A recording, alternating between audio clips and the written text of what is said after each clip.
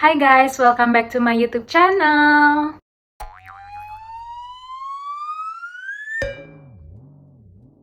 Seperti yang kita tahu, pada tanggal 5 Mei kemarin kita telah menerima kabar duka atas meninggalnya seorang penyanyi legendaris yaitu Pak Deddy Kempot.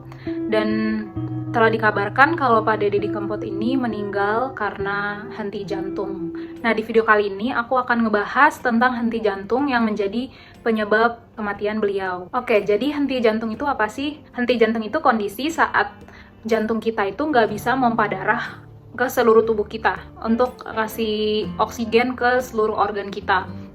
Nah, henti jantung itu beda ya sama serangan jantung. Emang henti jantung itu sering disebabkan oleh serangan jantung, tapi mereka berdua adalah hal yang berbeda. Karena henti jantung itu sendiri bisa disebabkan oleh hal-hal lain selain serangan jantung. Jadi serangan jantung itu bukan satu-satunya penyebab yang nyebabin henti jantung. Nah, makanya saat jantung itu berhenti untuk memompa darah, organ-organ kita itu istilahnya akan kelaparan karena nggak dikasih oksigen, nggak dikasih makanan yang dibutuhkan. Nah, karena kelaparan ini jadinya organ-organ kita tuh ikutan berhenti berfungsi. Misalnya kita jadi henti nafas, terus otak kita juga jadi nggak berfungsi. Karena semua organ itu bergantung aliran darahnya dari jantung. Nah, henti nafas, terus otak kita yang udah nggak bisa berfungsi, dan henti jantung ini sendiri, itu yang akan mengakibatkan kematian. Nah, henti jantung itu bisa terjadinya secara tiba-tiba. Jadi, tiba-tiba orang bakalan kehilangan kesadaran, terus nggak responsif. Bisa juga orang itu tiba-tiba nggak bisa nafas, kayak sesak nafas kayak gitu. Nah, penyebab tersering dari henti jantung itu sendiri selain serangan jantung ada juga kelainan irama jantung atau di bahasa medisnya itu aritmia. Nah, kelainan irama jantung ini ada banyak jenisnya, tapi yang paling sering menyebabkan henti jantung itu adalah fibrilasi ventrikel. Nah, jadi jantung itu kan ada bagian yang nerima darah sama yang ngalirin darah ke seluruh tubuh kayak gitu. Nah, ventrikel ini adalah bagian yang ngalirin darah ke seluruh tubuh. Kalau di penyakit fibrilasi ventrikel, ventrikelnya ini yang berfungsinya untuk ngalirin darah ke seluruh tubuh itu nggak bisa berfungsi. Dia harusnya mompa, dia cuman getar aja gitu. Cuman getar aja, jadinya darahnya nggak terpompa dong ke seluruh tubuh. Jadinya organ-organ kita nggak bisa dapat darah yang cukup dan nggak dapat oksigen yang cukup.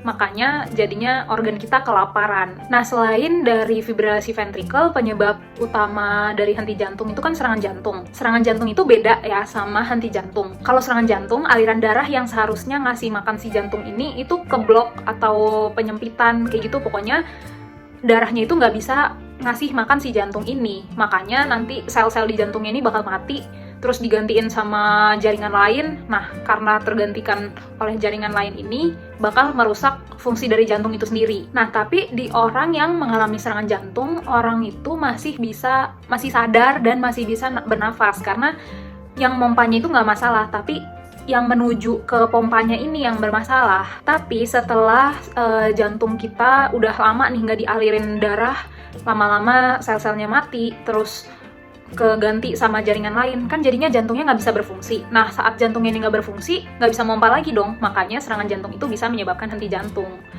Oke, jadi selain dari serangan jantung, hal lain yang bisa menyebabkan henti jantung itu ada kayak penyakit jantung bawaan, keturunan kayak gitu, atau bawaan dari lahir, ada kelainan katup jantung juga, atau ada pembengkakan dari jantung kayak gitu.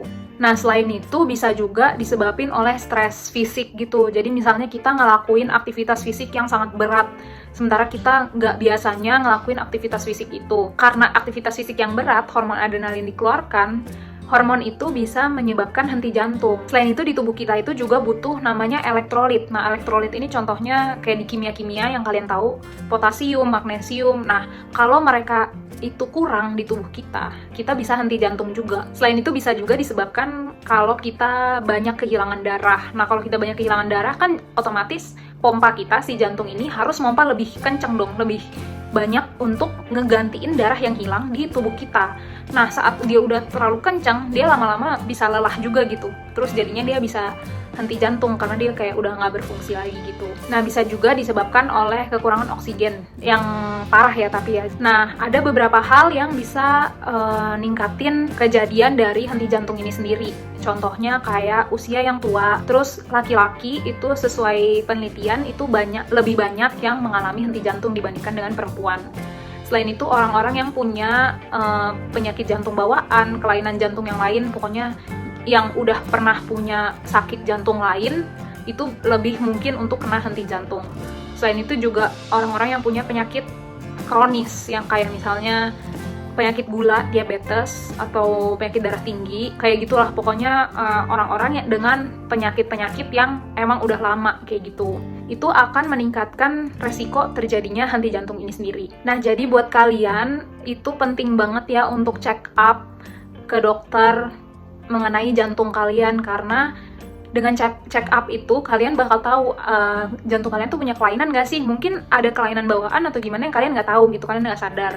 Atau mungkin ada penyempitan di pembuluh darah kalian atau gimana, nah kalian nggak sadar juga. Itu kan nantinya kalau misalnya kalian terlambat kan bisa fatal gitu. Jantung itu penting banget buat tubuh kita. Oke, segitu dulu video dari aku. Untuk kalian yang mau baca-baca lebih lanjut tentang henti jantung ini, aku akan taruh link sumber aku di description box. Nanti kalian bisa buka aja. Dan semoga video ini bisa berguna untuk kalian. Don't forget to like, share, subscribe channel ini. Selamat menunaikan ibadah puasa bagi yang merayakan, dan juga thank you for watching and see you on the next video. Bye-bye!